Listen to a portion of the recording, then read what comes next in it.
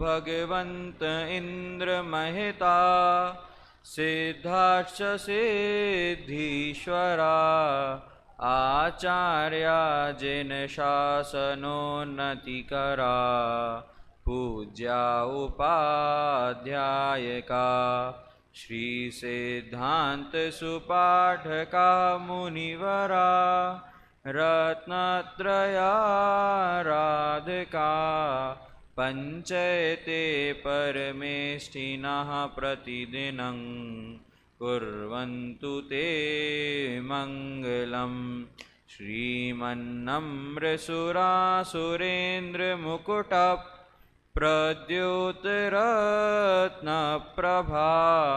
भास्वत्पादनखेन्दवः प्रवचनां बोधीन्दवः स्थायिनः ये सर्वे जिनसिद्धसूर्यनुगतास्ते पाठका साधवः स्तुत्या योगिजनैश्च पञ्चगुरवः कुर्वन्तु ते मङ्गलम् सम्यक् दर्शनबोधवृत्तममलं रत्नत्रयं पावनं मुक्तिश्रीनगरादिनाथजनपत्युक्तोपवर्गप्रदः धर्मः सूक्तिसुधा च चैत्यमखिलं चैत्यालयं श्रालयं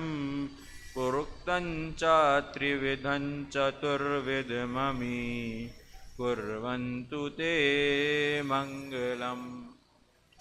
यहाँ तक हमने कल समझा था कि पहले दो छंदों में तो पंच परमेष्ठी भगवंतों का स्मरण किया और फिर उसके बाद ये जो तीसरा छंद है या श्लोक है इसमें नव देवताओं को नमस्कार किया जो कि पांच परमेष्ठी और जिन धर्म, जिन वाणी, जिन चैत्य और जिन चैत्यालय, इस प्रकार नव देवता और रत्नत्रयों को हमने यहाँ से देखा था।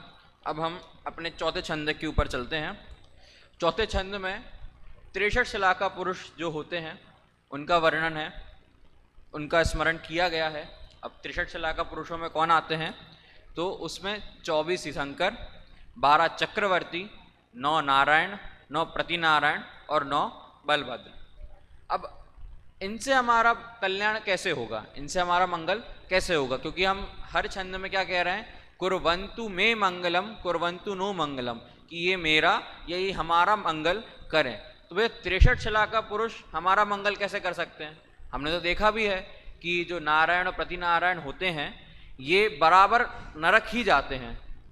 तो अब जो जीव नरकगामी हैं या फिर जो अभी वर्तमान काल में नरक में हैं उनसे हमारा मंगल कैसे होगा, वो हमारा भला किस प्रकार कर पाएंगे। और चक्रवर्ती में से भी कुछ चक्रवर्ती, लगभग शायद 1 या 2 चक्रवर्ती नरक भी गए हैं। तो अब ऐसे जीव हमारा मंगल कैसे कर सकते हैं। तो बात ऐसी है कि ये जो सारे पद हैं, चाहे तीर्थंकर पद हो, चाहे नारायण का पद हो, चाहे प्रतिनारायण का पद हो, चाहे चक्रवर्ती का पद हो, ये ऐसे सामान्य गृहस्थ को नहीं मिलते। ये पूर्व भव में घोर तपस्वी मुनिराज होते हैं, रिद्धिधारी मुनिराज होते हैं। तब उन्हें इन किसी निदान के कारण या तप की पूर्णता ना होने के कारण मोक्ष तो नहीं जा पाते, पर ऐसे पदों का निदान मान लेते हैं, नारायण प्रतिनारायण ऐसे प्रकार का। तो ये पद सामान्य को नहीं मिलते। और सम्यक दृष्टि होते हैं वो पिछले भव में, सम्यक दृष्टि मुनिराज 6वें 7वें गुण स्थान मरती, तब जाके उन्हें ये जो पद हैं ये प्राप्त होते हैं। तो इस प्रकार से भी पद भले ही उनका बाद में भले ही उनके भव कुछ नरक में भी गए हों, परंतु वो जब इन पद में आए उससे पहले उन्हें खूब तपस्या करी थी और वो मुनिराज थे। और ऐसा है 24 तीर्थंकर तो नियम से मोक्ष जाते ही हैं। चक्रवर्ती और बलभद्र, ये इनका भी नियम होता है कि नियम से मोक्ष ही जाते हैं, पर हुंडा सर्पणी काल के दोष से ये कुछ मोक्ष गए और कुछ स्वर्ग में गए। और नारायण प्रतिनारायण भले ही नियम से नरक में जाते हों, परंतु कुछ ही भव बाद वे भी नियम से मोक्ष ही जावेंगे। तो इस प्रकार ये 63 शिला का पुरुष मंगलकारी ही हैं और हमारा मंगल करने में सहायक हैं, हमारे मंगल करने में सहायक हैं। आइए श्लोक एक बार पढ़ते हैं। नाभेयादि जिनाधिपास्त्रिभुवन ख्याताश्चतुर्विंशतिः श्रीमन्तो भरतेश्वर प्रभृतयो ये चक्रिणो 12 ये विष्णु प्रतिविष्णुलाङ्गलधरा सप्तोत्तरा 20 त्रैकाले प्रथितास्ति पुरुषा कुर्वन्तु मे मंगलम कुर्वन्तु नो मंगलम। अब इसका पहला शब्द क्या है? नाभे। नाभे यानी नाभि राय। तो क्या नाभि राय यानी कौन थे नाभि राय? तो ऋषभ देव के पिता थे। तो क्या नाभि राय 63 शिला का पुरुषों में आते हैं? नहीं आते। इधर नाम तो लिखा है। तो ऐसा है, उनका नाम नहीं लिखा है। नाभि मतलब नाभि राय, और नाभि से उत्पन्न उसे कहते हैं नाभे। तो नाभि से उत्पन्न कौन हुए? नाभि मतलब नाभि राय से उत्पन्न कौन हुए? तो ऋषभ देव। तो नाभे यानी ऋषभ देव। जैसे वसुदेव शब्द है, और वसुदेव से उत्पन्न जो हुआ उसे कहते हैं वासुदेव। तो वासुदेव कौन थे? कृष्ण जी, क्योंकि उनके पिता का नाम था वसुदेव। ऐसे ही नाभि राय, तो राय छोड़ के नाभि अकेला लें तो नाभि, और नाभि से उत्पन्न ऐसे नाभे यानी ऋषभदेव प्रथम तीर्थंकर। तो नाभे आदि की नाभि यानी आदिनाथ भगवान को प्रारंभ में लेकर जिन अधिपा यानी राजा, अधिपा यानी राजा या स्वामी, और जिन आदिपा यानी जिनेन्द्र देव। तो ऋषभ आदि जिनेन्द्र देव क्या अर्थ हुआ? नाभे आदि जिनाधिपा पाह यानी ऋषभ आदि 24 तीर्थंकर। त्रिभुवन ख्याताः कि तीनों लोक, ऊर्ध्वलोक, मध्यलोक, अधोलोक, या फिर पूरी दुनिया में जिनकी ख्याति है, जिनकी प्रसिद्धि है, ऐसे वे 24 तीर्थंकर। चतुर्विंशति वे 24 हैं। फिर क्या बोला? श्रीमंतः। श्री माने होती लक्ष्मी, वैभव से संपन्न। तो श्रीमान हम जो बोलते हैं, वैसे श्रीमंतः तो बहुत सारे जब होंगे तब श्रीमंतः बोलेंगे, एक अकेला होगा तो श्रीमान बोलेंगे। तो श्रीमंतः तो श्रीमान लक्ष्मी से युक्त, वैभव से युक्त। ऐसे कौन? तो भरतेश्वर। भरतेश्वर कौन थे? तो इसका दो अर्थ निकल सकते हैं, बट उसमें से एक ही अपन इधर लेंगे। भरतेश्वर कि भरत क्षेत्र जो है, हम मध्यलोक में रहते हैं, उसमें जम्मू द्वीप में भरत क्षेत्र है, तो भरत क्षेत्र वो वाला। तो भरत ईश्वर की भरत क्षेत्र के ईश्वर यानी स्वामी। तो भरत क्षेत्र के स्वामी कौन होते हैं? चक्रवर्ती। चक्रवर्ती भरत क्षेत्र के 6 खंडों को जीत के उनके स्वामी होते हैं। तो भरतेश्वर, एक इससे यह अर्थ भी निकल सकता है। और भरतेश्वर से एक अर्थ ये भी निकल सकता है कि भरतेश्वर, अब आगे शब्द है प्रभीतया। प्रभीतया मतलब जैसे हम आदि शब्द लगाते हैं ना, ऐसे ऊपर लिखा था नाभे आदि की, नाभि ऋषभ देव को आदि में लेकर, ऐसी प्रभृति का शब्द का अर्थ भी यही होता है, आदि में लेकर। तो भरतेश्वर, भरतेश्वर को आदि में लेकर। अब सारे चक्रवर्ती, किसी भी चक्रवर्ती का हम इधर भरतेश्वर से ग्रहण नहीं करेंगे, हम भरत जो थे, भरत चक्रवर्ती का ही इसमें ग्रहण करेंगे। क्यों? क्योंकि सबसे पहले चक्रवर्ती कौन हुए इस काल के? सबसे पहले चक्रवर्ती कौन थे? तो भरत चक्रवर्ती थे। तो इधर भरतेश्वर से एक ही अर्थ भी निकल सकता है कि भरत क्षेत्र के स्वामी, पर इधर अपन भरतेश्वर से अर्थ क्या लेंगे? भरत चक्रवर्ती। तो भरतेश्वर प्रभीतया कि भरतेश्वर को यानी भरत चक्रवर्ती को आदि में लेकर, प्रारंभ में लेकर, ये यानी जो चक्रिणा, चक्रिणा यानी चक्रवर्ती हैं, कि भरत को आदि में लेकर जो चक्रवर्ती हैं। कितने? तो बोला 12 कि जो 12 चक्रवर्ती हैं, कि भरत को आदि में लेकर जो 12 चक्रवर्ती हुए हैं उनको। दो चीजें हो गई, ऊपर पहली लाइन में 24 तीर्थंकरों की बात करी, फिर दूसरी लाइन में हमने 12 चक्रवर्तियों की बात करी यहाँ पे। अब इसके बाद तीसरी लाइन में ये विष्णु प्रति विष्णु लांगल धराह, ये मतलब फिर से जो, और विष्णु कौन? विष्णु जी जो नाग सैया पे बैठे होते हैं, जिनके चतुर्मुख होते हैं? नहीं, इधर विष्णु से मतलब है नारायण। नारायण कौन? तो लक्ष्मण जी जैसे नारायण थे, कृष्ण जी जैसे नारायण थे, उन नारायणों की यहाँ बात हो रही। तो विष्णु से नारायण लेंगे। और प्रति नारायण किसको लेंगे? कि प्रति विष्णु यानी प्रति नारायण। तो अपना रावण और जरासंध ये प्रति नारायण थे। और फिर लांगल धरा। लांगल धरा कौन होते हैं? तो लांगल यानी होती गदा। लांगल यानी नहीं, गदा नहीं, हल होता है। लांगल यानी होता है हल। तो हलधर, तो हल को जो धारण करते हैं से बलभद्र कहलाते हैं। हर बलभद्र के पास हल होता है। रामचंद्र जी हुए या बलराम जो कृष्ण जी के भाई थे, तो वो लांगल धरा यानी हलधर होते हैं, बलभद्र कहलाते हैं। तो इस प्रकार नारायण, प्रतिनारायण और बलभद्र। अब इसके बाद लिखा है सप्तोत्तरा। सप्तोत्तरा मतलब 7 है आगे जिसके। अब आगे शब्द क्या है? विंशति, कि 20 के आगे 7 लगाओ तो कितना हो जाएगा? 27। तो इधर 27 नारायण, प्रतिनारायण, बलभद्र की बात, यानी 9 नारायण, 9 प्रतिनारायण और 9 बलभद्र। तो इस प्रकार 24 शंकरों की बात, फिर 12 चक्रवर्ती का स्मरण और फिर 27 नारायण, प्रतिनारायण, बलभद्रों का स्मरण किया। यहाँ पे आखिरी लाइन में बोला त्रैकाल्ये प्रथिताः। प्रथिताः यानी प्रसिद्ध हैं जो। त्रैकाल्य मतलब तीनों कालों में, हर काल के जो ये 6 काल होते हैं उनका एक चक्र चलता है, फिर वापस से चक्र चलता है, मतलब 2 चक्र चलते हैं तो उसे कल्पकाल कहते हैं। तो अभी अपन एक चक्र कर लें कि मान लो अवसर्पणी काल है, उत्सर्पणी काल। तो हर काल में ये 63 शलाका पुरुष नियम से होते ही होते हैं। तो इसलिए कहा जो तीनों कालों में, त्रिकाल्य तीनों कालों में जो प्रसिद्ध हैं उनको। तो त्रैकाल्ये प्रथिताः कि जो तीनों कालों में प्रसिद्ध हैं, तीनों कालों में होते हैं। त्रिषष्टि, त्रिषष्टि मतलब 63। तो त्रिषष्टि पुरुषा, 63 शलाका पुरुष कुर्वन्तु में मंगलम, ये हमारा मंगल करें, हमारा कल्याण करें, हम इनका स्मरण करते हैं। इस प्रकार चौथे छंद में हमने 63 शलाका पुरुषों के बारे में देखा। अब हम 5वें छंद पे आते हैं, पाठ करेंगे। ये सर्वौषधरेद्धयः सुतपसो वृद्धिंगता ये चास्नांग महानिमित्त कुशला येष्टाविधाश्चारणा पंचज्ञानधरास्त्रयोऽपि बलिनो ये बुद्धिरेधीश्वरा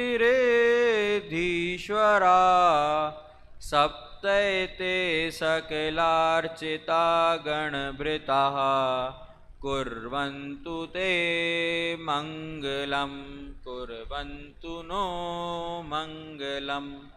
अब इस छंद में किसकी बात करी? तो 64 रिद्धियाँ होती हैं। कितनी होती हैं? 64 रिद्धियाँ होती हैं। उन रिद्धियों के धारक मुनिराजों को यहाँ पे स्मरण किया गया है कि वे हमारा कल्याण करें। अब 64 रिद्धियों को अपन थोड़ा समझते हैं। 64 रिद्धि मुनिराजों को प्रकट होती हैं और उन 64 रिद्धियों का विभाजन कुछ इस प्रकार है कि मूल में अपन 8 लेते हैं, 8 रिद्धियाँ लेते हैं। कौन कौन सी?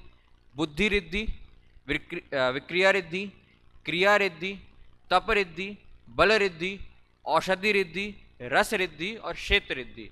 ये मूल में 8 हुई। अब इनके और उत्तर भेद होते हैं कि पहली जो बुद्धि रिद्धि है वो 18 प्रकार की होती है, फिर विक्रिया रिद्धि 11 प्रकार की होती है, क्रिया रिद्धि 9 प्रकार की, तप रिद्धि 7 प्रकार की, बल रिद्धि 3 प्रकार की, औषधि रिद्धि 8 प्रकार की, रस रिद्धि 6 प्रकार की और क्षेत्र रिद्धि 2 प्रकार की।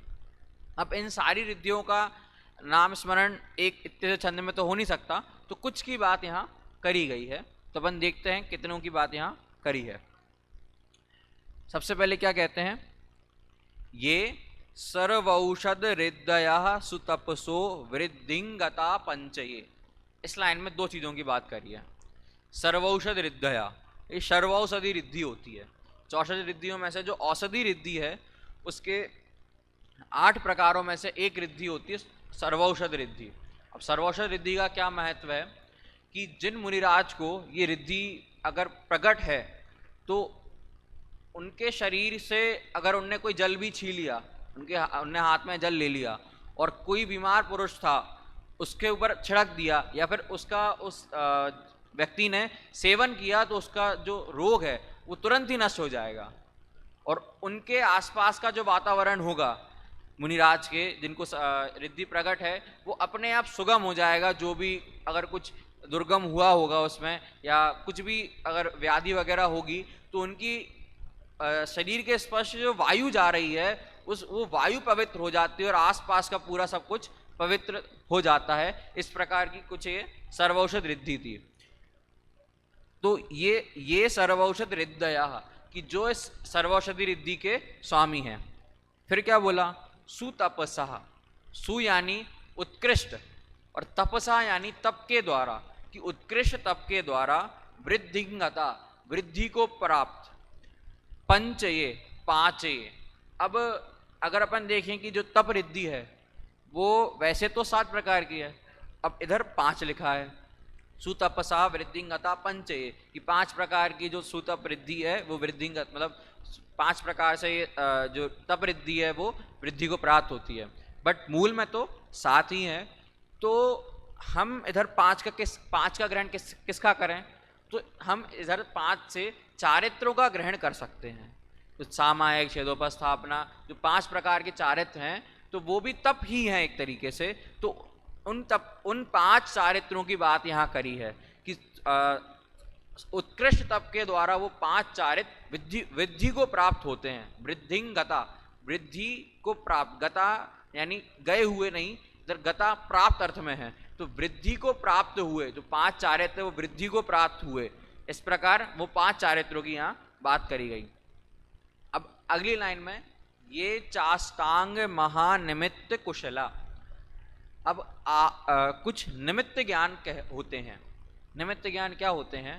कि मान लो आकाश में सूर्य चंद्रमा को देख के जिन मुनिराज को ये निमित्त ज्ञान होता है, वे उनको मान लो कुछ भविष्य में कुछ शुभ होने वाला है या कुछ अशुभ होने वाला है, ये उनको उस होने से पहले ही पता चल जाता है।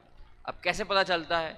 तो सूर्य चंद्रमा देख के, आकाश में देखकर, या फिर शरीर के चिन्ह देखकर, कुछ भी ऐसे निमित्त पाकर वे भविष्य का उन्हें पता चलता है। तो ये निमित्त ज्ञान की कुछ विशेषता है। अब ये अष्टांग 8 अंग हैं। निमित्त कुशला, महानिमित्त ज्ञान के, जो महानिमित्त ज्ञान में कुशल हैं, ऐसे 8 महानिमित्त ज्ञान होते हैं। उनमें जो कुशल हैं उन मुनिराजों की बात यहाँ करी है। अब वो 8 निमित्त ज्ञान कौन कौन से हैं उसका हम नाम मात्र देखते हैं, फिर आगे चलेंगे। तो नभ, भौम, अंग, स्वर, व्यंजन, लक्षण, चिन्ह और स्वप्न, इस प्रकार 8 निमित्त ज्ञान कहे गए हैं। तो इन 8 प्रकार के निमित्त ज्ञान के जो धारी मुनिराज हैं उनको मैं यहाँ पे स्मरण करते हैं। उन 8 प्रकार के निमित्त ज्ञान में जो कुशल हैं उन मुनिराजों को यहाँ हम स्मरण करते हैं। फिर क्या बात कही? ये अष्टविदाह, जो 8 प्रकार के चारणाह, चारण रिद्धि के धारी हैं। अब 8 जैसे निमित्त ज्ञान है, ऐसे ही एक चारण रिद्धि भी होती है। अब चारण रिद्धि में क्या होता है? आकाश में गमन करने की सामर्थ्य प्रकट होती है, या फिर जल में गमन करने की। इस प्रकार 8 प्रकार की चारण रिद्धि होती है, जिनके नाम अपन पुनः देखते हैं। जल, जंघा, तंतु, फल, पुष्प, बीज, आकाश और श्रेणी, यानी इन पे चलने, मतलब इनके साथ चारण रिद्धि आप लगा लो, जल चारण रिद्धि, जंघा चारण रिद्धि आदि आदि। तो इन पे चलने की, पुष्प पे चलने की या फल पे चलने की रिद्धि प्रकट होती है। तो इस प्रकार 8 प्रकार की चारण रिद्धि होती है, और ये भी मुनिराजों को, जिन मुनिराजों को प्रकट होती है उनका हम यहाँ पे स्मरण करते हैं। तो अभी तक हमने पहले सर्वौषध रिद्धि की बात करी, फिर उसके बाद हमने 5 प्रकार के चारित्र के धारी जो मुनिराज हैं उनकी बात करी। फिर उसके बाद ये चाष्टांग महानिमित्त कुशला, जो 8 प्रकार के निमित्त ज्ञान में कुशल हैं ऐसे मुनिराज। और ये अष्ट विदाह चारणः, जो 8 प्रकार के चारण रिद्धि होती हैं उनके धारी मुनिराज। ऐसे 4 प्रकार के मुनिराज की हमने बात करी। आगे चलते हैं, तीसरी लाइन में किनको स्मरण करते हैं, तो पंचज्ञान धराह, क्या शब्द है, पंचज्ञान धराह, धराह यानी 5 ज्ञान के धारी जो मुनिराज हैं। अब 5 ज्ञान के धारी मुनिराज तो मति ज्ञान, श्रुति ज्ञान, अवधि ज्ञान, मनापरय ज्ञान और केवल ज्ञान।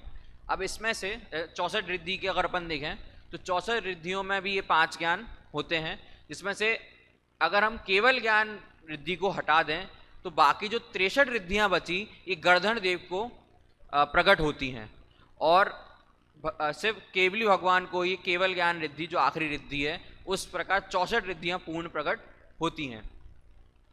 तो पंच ज्ञान धरा, तो 5 ज्ञान के धारी जो मुनिराज हैं, मतलब 3 ज्ञान के, 4 ज्ञान के और 5 ज्ञान के, ऐसे केवली भगवान, इन सबको भी यहाँ पे स्मरण करते हैं। तो पंच ज्ञान धरा, 5 ज्ञान के धारी। फिर बोला पंच ज्ञान धरा, फिर त्रयः अपि बलिनः। अब जो बल रिद्धि होती है, जो अपन 64 रिद्धियों में से 8 रिद्धियां देखी थी मूल में, उसमें से एक बल रिद्धि भी है। तो बल रिद्धि भी 3 प्रकार की होती है कि मन, वचन और काय। तो इस प्रकार तीन जो बल रिद्धि है उनके धारी मुनिराज। और फिर ये बुद्धि रिद्धीश्वरा, जो बुद्धि रिद्धि के ईश्वर हैं, यानी बुद्धि रिद्धि के स्वामी हैं, जिनको बुद्धि रिद्धि प्रकट है, ऐसे जो मुनिराज हैं। तो इस प्रकार हमने 7 प्रकार के मुनिराजों को चर्चा करी यहाँ पे। कौन कौन से 7? तो पहले जो सर्वौषधि रिद्धि के धारक हैं, फिर 5 प्रकार के चारित्रों के धारक हैं, फिर उसके बाद 8 निमित्त ज्ञान के धारक मुनि, फिर उसके बाद 8 चारण रिद्धि धारक मुनि, तो 4 मुनि हो गए। फिर इसके बाद 5 ज्ञान के धारी जो मुनिराज हैं वे, फिर 3 प्रकार के जो बल रिद्धि हैं उनके धारक मुनिराज, और आखिरी में बुद्धि रिद्धि के धारक जो मुनिराज हैं उनको यहाँ हमने स्मरण किया। आखिरी लाइन में इसलिए लिखा है सप्त एते, ये जो सप्त हैं वो कैसे हैं? सकल अर्चिताः, कि ये सभी के द्वारा, सकल यानी सभी के द्वारा, अर्चिता यानी पूजनीय है। ये जो 7 प्रकार के मुनिराज हैं, ये जो 7 प्रकार के मुनिराज हैं ये सभी के द्वारा अर्चित यानी पूजनीय हैं। गणभृता, गणभृता यानी गण के स्वामी है, यानी गणधर देव की बात भी यहाँ करी गई है। तो ये जो 7 प्रकार के मुनिराज हैं जो गण के भृत हैं और सबके द्वारा पूजित हैं, ऐसे ये मुनिराज, ये गण जो हैं ये हमारा कल्याण करें, कुर्वन्तु में मंगलम। तो इस 5वें श्लोक में हमने देखा कि 7 प्रकार के जो मुनिराज हैं उनमें जो अलग अलग रिद्धि के धारक हैं उनके हमने यहाँ पे स्मरण किया और वे हमारा कल्याण करें, इस प्रकार की हमने इसमें भावना भाई है। 5 मिनट और रह गए हैं तो 6वां श्लोक भी ले लेते हैं, वो सरल ही है। 6वें श्लोक में जो निर्वाण भूमि है उनकी चर्चा करी गई है कि 24 तीर्थंकर जहाँ जहाँ से निर्वाण प्राप्त किया है उनको यहाँ स्मरण किया गया है। एक बार पाठ करते हैं। कैलाशे वृषभस्य निर्वृतिमहि वीरस्य पावापुरे चंपायां वसुपूज्य सज्जनपते सम्मेदशैलेर्हतां शेषाणामपि चोर्जयन्त शिखरे नेमीश्वरस्यार्हतो निर्वाणावनयः प्रसिद्ध विभवा कुर्वन्तु नो मंगलम्। अर्थ देखते हैं इसका। पहली लाइन में कैलाशे वृषभस्य निर्वृतिमहि, निर्वृति यानी मोक्ष, कल्याण, और मही यानी पृथ्वी। तो अगर दोनों का साथ में अर्थ देखें तो निर्वाण भूमि, निर्वाण भूमि। अब क्या निर्वाण भूमि? तो कैलाशे वृषभस्य, तो जो कैलाश पर्वत है उससे किसका निर्वाण हुआ? तो वृषभस्य। देखो आदिनाथ भगवान का हो, ऋषभ देव का हो, और वृषभ भी नाम मिलता है, पुराणों में आता है, तो वृषभस्य यहाँ लिया है। वृषभस्य यानी प्रथम तीर्थंकर आदिनाथ भगवान। तो वृषभस्य कैलाशे, तो ऋषभ देव कहाँ से मोक्ष गए? तो कैलाश पर्वत से मोक्ष गए, वह उनकी निर्वृतिमहि यानी निर्वाण भूमि है। फिर आगे क्या बोलते हैं? वीरस्य पावापुरे, वीरस्य यानी महावीर भगवान। महावीर भगवान के 5 नामों में से उनका एक नाम वीर भी है, तो वीरस, तो वीर का निर्माण कहाँ से हुआ? तो पावापुरे, पावापुरी से हुआ है। अच्छा, वैसे तो जो 24 तीर्थंकर होते हैं, नियम तो ऐसा है कि 24 के 24 तीर्थंकर अयोध्या में ही जन्म लेते हैं और सम्मेद शिखर जी से ही मोक्ष को प्राप्त होते हैं। परंतु हुंडा और सर्पणी काल के दोष से ना तो सभी तीर्थंकर अयोध्या में जन्म लिया और ना ही सभी तीर्थंकर सम्मेद शिखर से मोक्ष गए, अलग अलग जगह से गए, जैसा हमने देख रहे हैं कैलाश पर्वत, पावापुरी आदि से। हाँ, तो ऋषभदेव कैलाश पर्वत से गए, फिर वीर यानी महावीर भगवान पावापुरी से गए। अब आगे चंपायाम, चंपायाम मतलब चंपापुरी में, तो चंपापुरी में वसुपूज्य भगवान वसुपूज्य तीर्थंकर चंपायाम, चंपापुरी से मोक्ष गए हैं। सज्जिनपते, क्या शब्द लिखा है इधर? सज्जिनपते, सत यानी उत्कृष्ट और जिनपते यानी जिनेन्द्र देव, उत्कृष्ट जिनेन्द्र देव, ऐसे जिनेन्द्र देव यानी वासुपूज्य भगवान चंपापुरी से मोक्ष गए हैं। अब आगे कहते हैं सम्मेद शैलेर हताम, सम्मेद शैले अर्हताम, तो सम्मेद शैल यानी सम्मेद शिखर जी से अर्हताम यानी अरहंत देव मोक्ष गए हैं। तो अब जितने बचे, कितने बचे? 3 तीर्थंकरों को देख लिया हमने, अब 24 में से कितने बचे? 21, तो 21 के 21 सम्मेद शिखर से गए हैं क्या? नहीं, अभी रुको। शेषाणाम, और शेष जितने भी तीर्थंकर हैं वो सम्मेद शिखर से मोक्ष गए हैं। अब भैया एक नाम अभी बचा है, क्या कहते हैं वो? चोर जयंत। चोर यानी चोर नहीं है यहाँ पे, वहाँ अगर हम संधि तोड़ेंगे तो चा ऊर जयंत, क्या शब्द निकलेगा? चा ऊर जयंत, ऊर जयंत यानी गिरनार पर्वत।